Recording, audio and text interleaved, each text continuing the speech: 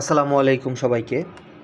এই ভিডিওতে আমরা আজকে অনুষ্ঠিত ঢাকা বোর্ডের পৌরনীতি ও সুশাসন দ্বিতীয় পত্রের এমসিকিউ এর পূর্ণাঙ্গ সমাধানটা দেখব।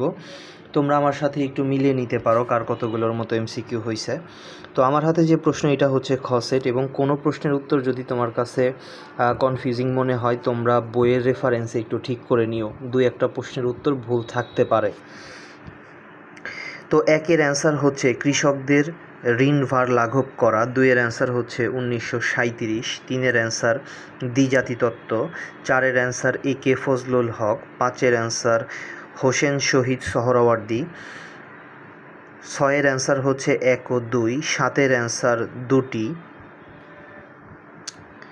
আটের অ্যান্সার হচ্ছে জনগণ, নয়ের অ্যান্সার হচ্ছে 1, 2, 3 সবগুলাই, 10-এর অ্যান্সার 26 হতে 47-এর ক অনুচ্ছেদ, 11 হচ্ছে মৌলিক অধিকার, 12 হচ্ছে গ ফারায়েজি আন্দোলন,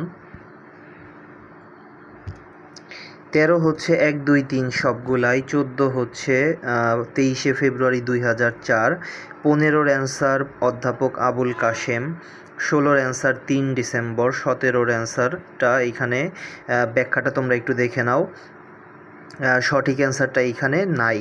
24টা দল অংশগ্রহণ করে, এই অপশনটা কিন্তু এখানে নাই, তো এখানে তোমরা অটো মার্কস পাবা।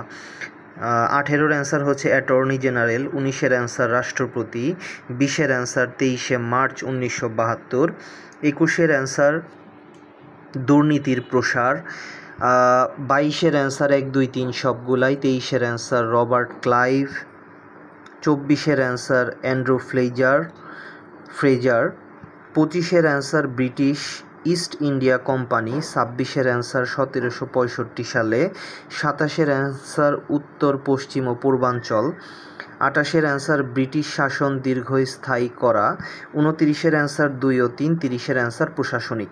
তো এই ছিল ঢাকা বোর্ডের পৌরনীতি ও সুশাসন দ্বিতীয় পত্রের এমসিকিউ এর পূর্ণাঙ্গ সমাধান। তোমাদের পরীক্ষা কেমন হলো এবং কার কতগুলোর মতো এমসিকিউ হলো তোমরা অবশ্যই কমেন্টে জানাবা। সবাই ভালো থাকো, সুস্থ থাকো। আসসালামু আলাইকুম।